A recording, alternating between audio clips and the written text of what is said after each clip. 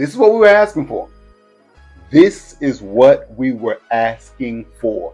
The Charlotte Hornets are giving us postseason basketball.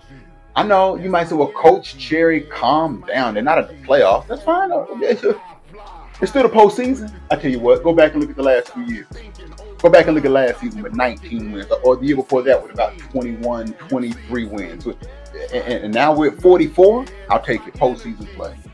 I said postseason play, so it means something. Tuesday against the Miami Heat. Who's the rookie of the year in the NBA? Who's your rookie of the year? Colin Knuppel. I'm a Hornets fan. We got Colin Knuppel, or is it Cooper Flagg? Who's the MVP? Is it Victor Wembanyama? Is it Shai Gilgeous-Alexander? Is it Nikola Jokic? Is it Luka Doncic? I have a dark horse. I'm going to tell you who my MVP, who I think it should be, that nobody's talking about on this episode of the Coach Cherry Show. I got clear vision. You can tell that I'm nice. It's like the song snitching. Forgetting the past. I'm looking past. When you have a favorite team, you want that team to be competitive. First of all, you want that team to win. As a Hornets fan, I've been a Hornets fan since the beginning. Since Kelly Tripucka, since Kurt Rambis, since Dr. K, Tim Kempton, Alan Bristow, Gene Littles. I've been a Hornets fan. Dick Harder, the late, great George Shinn. I've been a Hornets fan since the beginning. Rex Chapman, all that. Muggsy Bogues, Dale Curry, Larry Johnson, Alonzo Mourning, Kendall Gill, Johnny Newman, all of that. And when you have a favorite team, you want that team to win. You want that team because if not, you're always watching the Lakers win, and you're always watching Golden State and who else? The Miami Heat and Lakers, Celtics, obviously Jordan and the Bulls. You're always watching somebody else. And you're saying, when does my team go?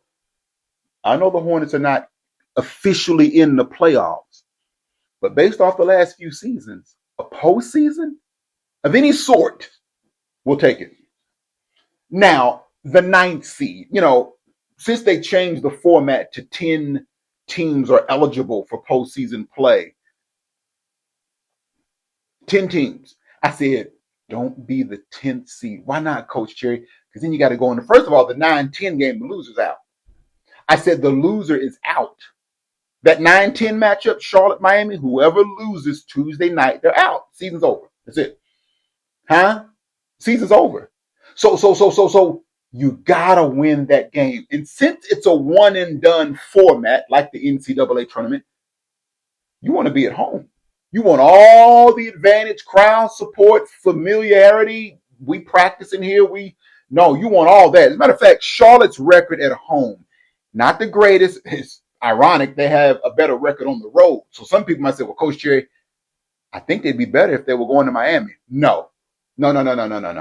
Charlotte is 23-18 on the road, 21-20 at home. I'll take it at home. But they've won more games on the road, Coach Cherry. I understand that. Higher winner percentage on the road. I understand that. But this is postseason. This is different than the regular season now. This is postseason play. The most wins in a decade. The 2015-2016 season is the last time the Hornets have won this many games. Now, they actually won 48 that year, but they have 44 this year. It's the last time they've won this many games, a decade ago.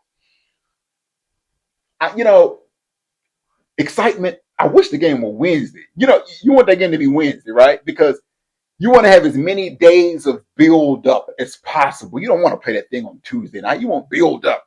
And give us Monday and Tuesday to get the city buzzing and jumping and everybody, let's go live at the Hive, Buzz City. Live at the Hive, Buzz City. Let's go. They got a tough matchup, y'all. I'm just be honest with you. Don't worry about, you say, well, Coach Cherry, if Charlotte beats Miami, what happens? They play remember, the loser of the 9-10 is out. The winner of the 7-8 goes to the playoffs as the 7 seed. Or Philly is 7, Orlando is 8. Whoever wins the Philly Orlando, they're in the playoffs. That's it. Just got to win one game. They're in. They'll go in as the 7 seed. Now the loser of Philly Orlando plays the winner of Charlotte Miami. So if Charlotte beats Miami, they play the loser of Philly Orlando, and that winner takes the 8th spot or the 8th seed. So Charlotte would have to win 2 games to get in. The first one's at home. The second one would be on the road, either in Orlando or Philly. But we ain't worried about that right now. We ain't thinking nothing about Orlando and Philly. I don't care what. Now, who would I prefer to play? Orlando. Joel Embiid hasn't played the last couple games. Now, if you tell me Joel Embiid is going to be out, I'll play Philly. I'll play Philly then. But if Joel Embiid is going to play, no, give me Orlando. Gosh, either one of those. Look, I'm be honest with you. It's Orlando, Philly, Miami. They're all tough. Let's focus on Miami right now because we haven't. When you look at Miami, you're talking about a coach in Eric Spoelstra who's a championship coach. That's tough, y'all. It's almost like now that it's postseason, you can sort of feel the seriousness of it. You can feel the experience or the inexperience. It's a different feeling now. And you have Eric Spoelstra, who some consider one of the best coaches in the NBA, already has championships. You said, well, of course, he had LeBron, D-Wade, and Bosh. Well, he's been to the finals twice without. Now, I know he didn't win, but he took Miami teams to the finals that had no business being in the finals. Eric Spoelstra can coach. And now you've given him talent. They've underachieved this year. They've had some injuries and stuff, but you're talking about a roster with Bam Adebayo, who's been to a finals before, so he knows what it's like in the postseason.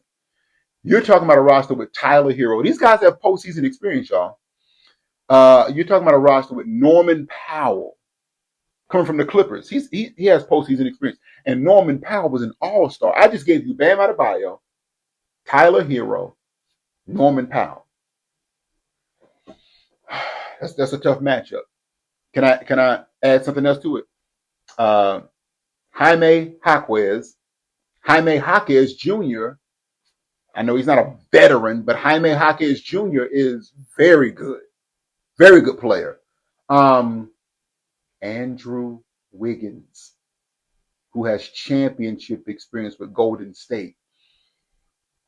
Andrew Wiggins, Jaime Jaquez Jr., Norman Powell, Tyler Hero, Bam Adebayo, and a championship coach in Eric Spoelstra. You got a Davion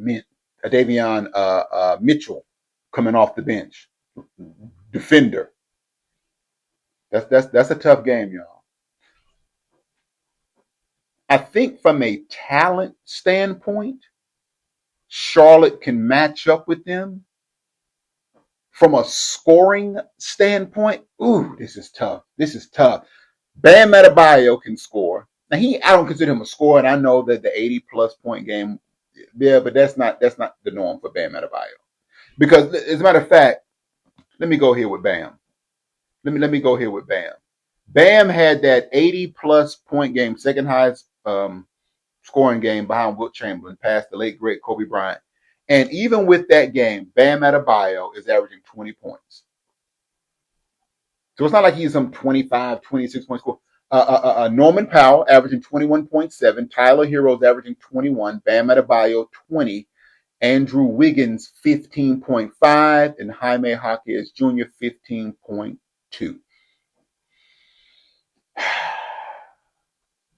I say Bam. They got some scores, y'all. This is a tough matchup. I'm talking about if I'm being objective. Yes, I'm a Hornets fan. There's going to be a little, I try not to be biased. If I'm being completely objective, this is a tough matchup. Bam Adebayo can give you 20. Tyler Hero can give you 20. Norman Powell can give you 20. And then you got a Jaime Jaquez Jr. I mean, he's averaging like 15 and a half. He can go for 20. I think the last game of the season, he had 23, maybe 24, somewhere around in there. So he can go for 20. They're going to defend. I think the key for Charlotte, now Charlotte can score. LaMelo, Brandon Miller, Khan, Knipple. Who else we got? Miles Bridges, Kobe White coming off the bench. Charlotte has scores too. Charlotte's scores are a little more finesse. LaMelo is a little, I think LaMelo's almost unguardable. He's finesse. Brandon Miller can go for 20 plus. Finesse. Con Knipple, primarily a knockdown shooter, but he can take you off the bounce. Miles Bridges has a little more grit to his game. Kobe White, finesse. Norman Powell has a little more grit to him. Bam Adebayo has a little more grit to him. Jaime Jaquez Jr., a little more grit to him. Like, they're grittier scorers. That's my concern. They're grittier. Charlotte doesn't want this thing to become a gritty matchup. I think Charlotte wants this to be a little more finesse. And there's nothing wrong with it. You play your style. I'm not saying Charlotte can't get gritty, but I would not want to get into a matchup of grit with the Miami Heat. Don't do that. You play your style. Play your game. I think they can win. They're going to have to defend. I don't see Charlotte having a difficult time scoring. I don't see that.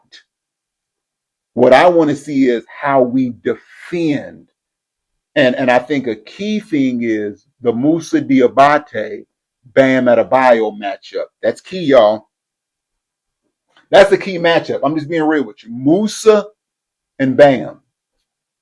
Size advantage. Musa's an undersized 5, but he's been defending 5. Musa Diabate has had a wonderful season.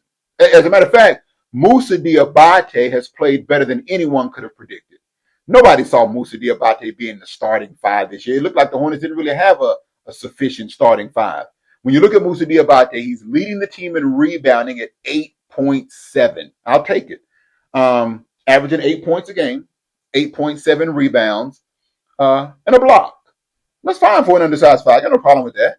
Got no problem with that at all. Musa Diabate shooting 63% from the field. Now, I know he doesn't take a lot of shots, but I'll take that. 63% from the field. He's got to guard Bam Adebayo. And what I mean by guarding Bam Adebayo, Bam's not a big-time scorer, but don't let him erupt. Again, now, this ain't no 7-game series.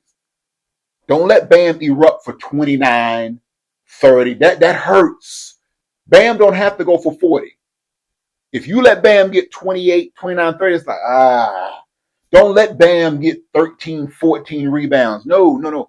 I need Musa Diabate. I want Musa to hold Bam to about 17 and 8, 17 and 9 at the most. Hold Bam somewhere around in there. If they can do that, I think Charlotte can beat them. But I think the determining factor in the Hornets moving on is going to be on the defensive end. I'm not that concerned about them offensively. I'm not. I'm just not that concerned about them. I think they're going to be fine offensively. LaMelo Ball and Con Knipple, the second duo in NBA history where each of them made 273 pointers. You say, who's the other duo, Coach Jay? Well, you know who it is. Steph Curry, Klay Thompson.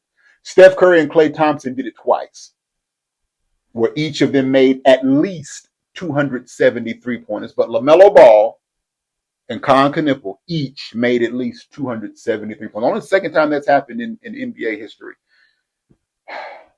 We'll see. We'll see how Charlotte does Tuesday. They're at home. That's going to help. Shout out to the Greensboro Swarm of the Charlotte Hornets organization. Won their first G League championship. Coach DJ Baker and the Greensboro Swarm. Shout out the Swarm. Charlotte won the NBA Summer League. Now, 5 of those guys from the Summer League are on the G League team. So Charlotte wins the NBA Summer League and now the G League. What's next? I don't know. We'll see. But If I had to pick a winner in that play-in game, boy, that's tough. I'm talking about picking objectively. As a Hornets fan, I'm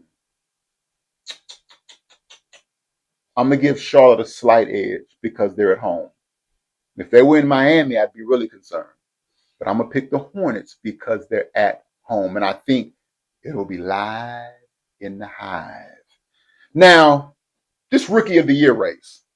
People, I'm going to say this about the Rookie of the Year. I'm going to say this about Rookie of the Year. It comes down to two players. Now, Ace Bailey came on strong. That's the Ace Bailey. When we talked about back at the NBA draft, and I was high on Ace Bailey. That's the Ace Bailey that I was talking about. But the race comes down to two players: Con Knipple, Cooper Flagg.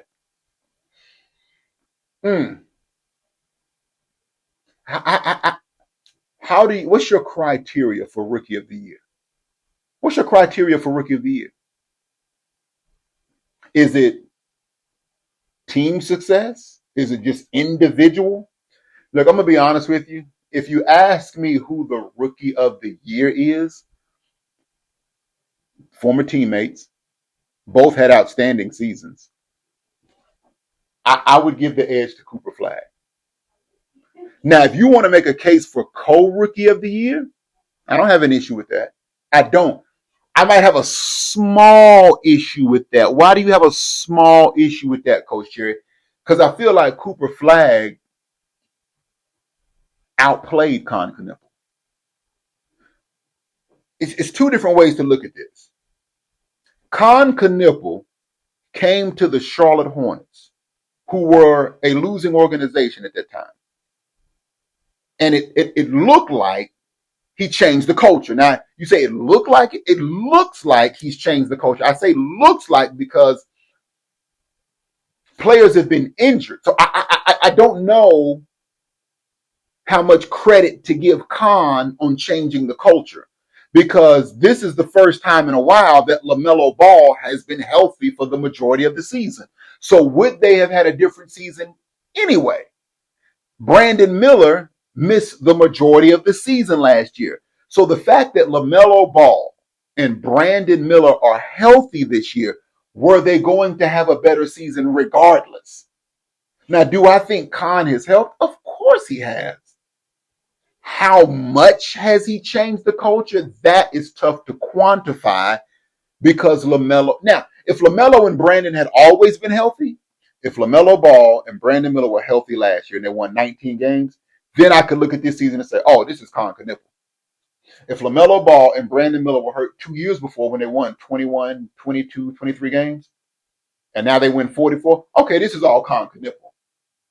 But it's tough for me to know how much Con has shifted the culture when he's playing with a healthy squad. Now, obviously, setting the rookie record, most three-pointers made. I think he leads the NBA in three-pointers made over number one as a rookie. That's big time. Con Knipple, look at his numbers. 18.5 points, 5.3 rebounds, 3.4 assists, and he's shooting over 40% from three. Come on now. Come on. We're talking about Con Knipple here. Shooting over 40% from three as a rookie. That's absolutely ridiculous, man. So I don't know how much, but I do know Con has had an outstanding season. Now, I think Cooper Flagg should get it. Why do you say Cooper Flagg should get it, Coach Cherry? I think Cooper Flagg should get it because of the situation he was placed in and how he performed. You got to understand something. Con Knipple is the third option on a good team. A team that's won 44 games. A winning record. They're in the postseason. LaMelo Ball is the first option. Brandon Miller is the second option. And then you got a Miles Bridges. He can go for 20 plus any given night. So with Con Knipple, when you play the Charlotte Hornets, Con is not your primary focus defensively. He can't be. Because you got three other guys around him that can go for 20 plus. When you play the Dallas Mavericks, it's Cooper Flagg. Now, if Kyrie Irving were healthy, if Anthony Davis would have stayed and played with the Mavericks, we got a different situation. Now Cooper is the third option. He's in the same situation as Khan. But Kyrie Irving didn't play this year. Anthony Davis got traded. It's Cooper Flag. And in spite of being a defense's number one assignment every night, he still averaged 21. He still averaged 5.5, and his numbers took a hit because the last game of the season, he got hurt early in the second quarter.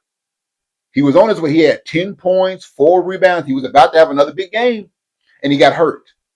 So his averages took a hit. But even with that game, 21 points, 5.5 rebounds, 4.5 assists, 1.2 steals, and he gave you 70 games.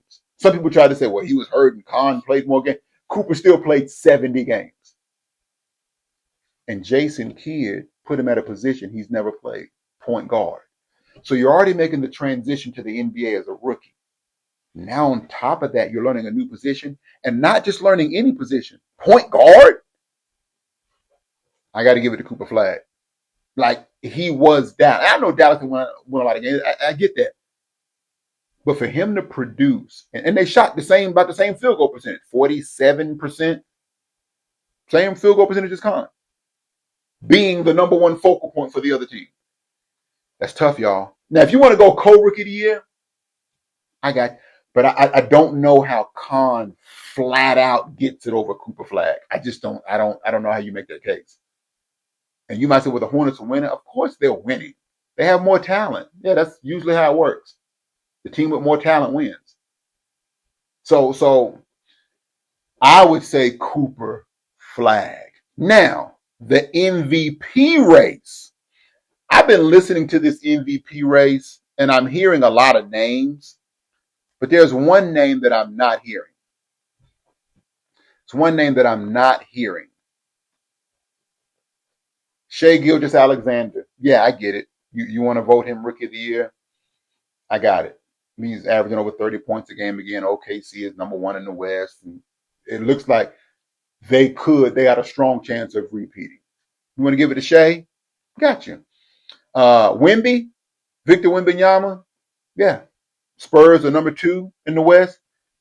They're a contender.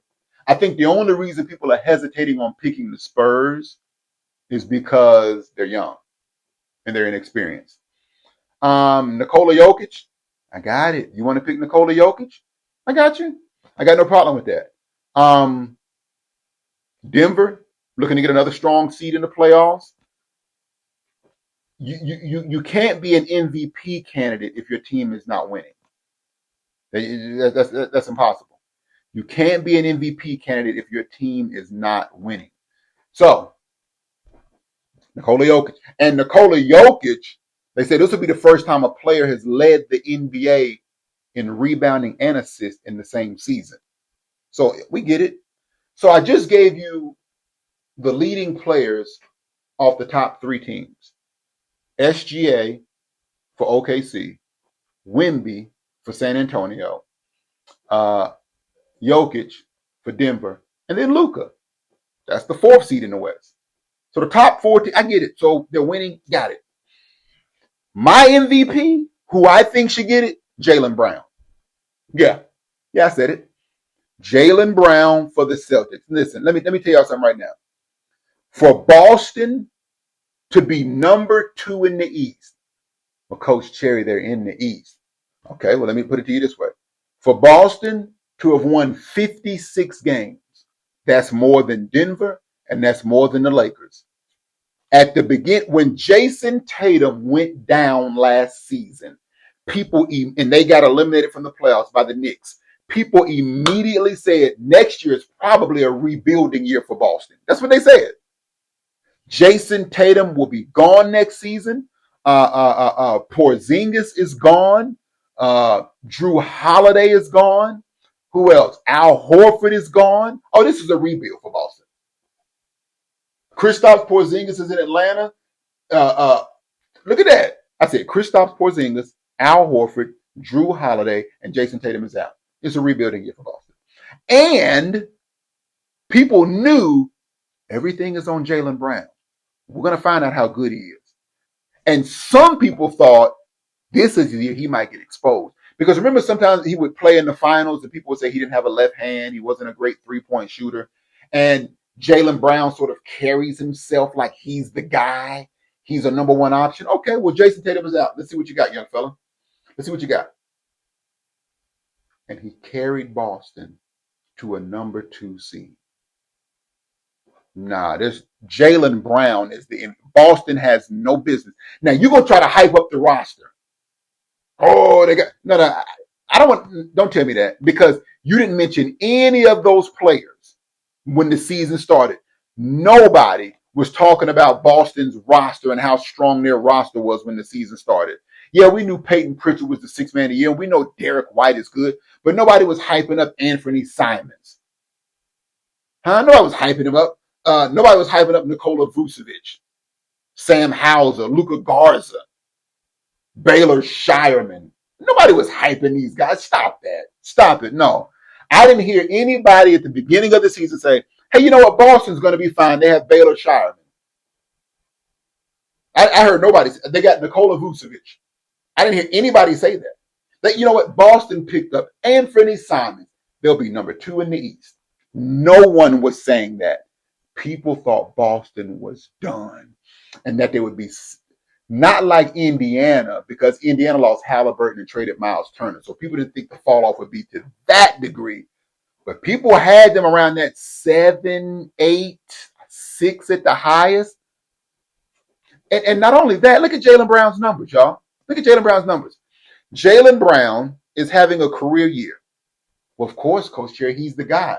Yeah, if you say that, you probably didn't play sports. When you're the guy and all the pressure is on you, that's even more difficult. Well, he's getting more shot attempts. Okay, let's break it down like this. Last year, when Jason Tatum, and let me also say this too.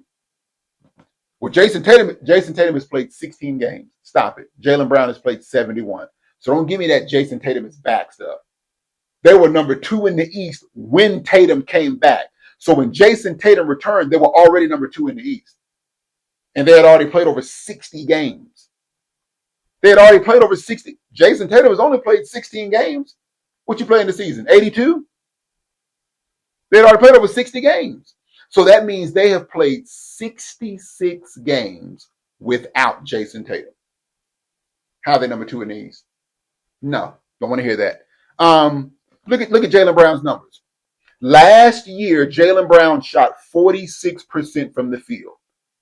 With him being the guy drawing all the defensive attention, up that to 48%. 47.7, up that to 48%. Last year, Jaylen Brown shot 32% from 3. 32%. That's not a great shooter. This year, 35%. Let me go ahead. Let me take my field goal percentage from 46 to 48. Let me take my 3-point percentage from 32 to 34.7, 35%. What else you need, Coach? Can you improve your free throw shoot? Absolutely, Coach. 76% to 79.5, almost 80%. What else you need, Coach? Can you up your rebounds? Absolutely, Coach. 5.8 rebounds to 6.9 to 7. I'll go from 5.8 rebounds to 7. What else do you need, Coach? Can you up your assists? Absolutely. 4.5 assists to 5.1. What else do you need, Coach? Can you score more? Absolutely. 22.2 points to 28.7. What else do you need, Coach?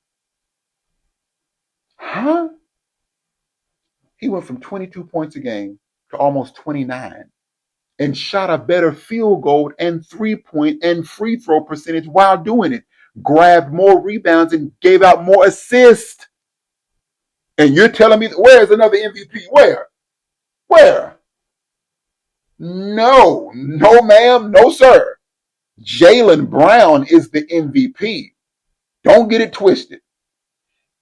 I find it puzzling why his name is not being mentioned more. I'm trying to figure out why is his name not being mentioned more. No. My vote goes to Jaylen Brown.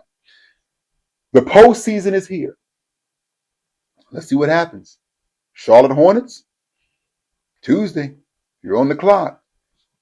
Beat Miami, and then we'll take care of the next team. Thank you for tuning in to another episode of the Coach Cherry Show. I am your host, Coach Cherry, Jesus Christ follower, husband, father, former collegiate athlete, former high school varsity basketball coach, independent rap artist. Make sure you hit that like and subscribe button right here on YouTube. Check out the YouTube channel every day for shorts that are being posted every day at Coach Cherry on YouTube. Shorts posted every day. Check us out. Let's talk sports. Let's talk sports. Live at the Hive this week. Buzz City is buzzing. Thank you. Until next time, signing off, Coach Cherry. God bless you. It's your favorite team on the scene. Charlotte Hornets are here. Tell them other teams that they best to beware. Every time we have a game, it gets litty live at the Hive, so that's why they call it Buzz City. Coolest team with a style that's our own. Never scared, make it known. On the road or at home, wanna play, then it's on. All the fans are in line. Gotta clear your schedule, it's Hornets game time. Sell out after sell out, see the tickets go quickly. Buzz City, that's why they call it Buzz City. Rattle in the nest, well, you know that's kinda risky. Buzz City, that's why they call it Buzz City. Another win for the team, no surprise. The fans gon' cheer and the haters gon' criticize. We'll soon change their mind in a jiffy. Buzz City, that's why they call it Buzz City. Eloquently, when I shoot, I don't miss. Every time the Hornets shoot, only sound I hear is switch. Offense, defense, giving teams fits. Hornets hat, Hornet shirt, Hornets outfit. Sell out after sell out, see the tickets go quickly. Buzz City, that's why they call it Buzz City. Rattle in the nest, you know that's kinda risky. Buzz City, that's why they call it Buzz City. Every game another move to the top. Don't make an excuse when we win, that's a flop. Let me find a seat, 48 minutes is on the clock. Are the Charlotte Hornets really this good? Just watch. Charlotte Hornets basketball, 704. 704.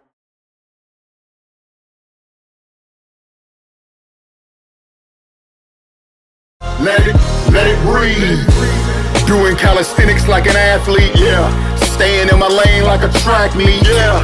I can adjust, kinda crafty. Gotta